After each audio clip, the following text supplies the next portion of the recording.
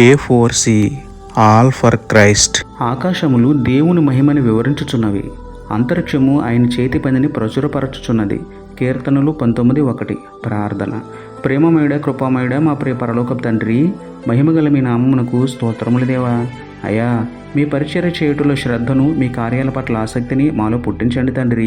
నిర్జీవమైన ఆకాశములు, భూమి మీ మహిమను వివరించుచుండగా అవి చూసి బుద్ధి తెచ్చుకుని జీవము గల మేము మరి ఎక్కువగా మిమ్మల్ని ప్రకటించుటలోను, మీ ప్రేమను 10 మందికి పంచుటలోను తెగక సాగిపోయే పట్టుదల కలిగించండి తండ్రి.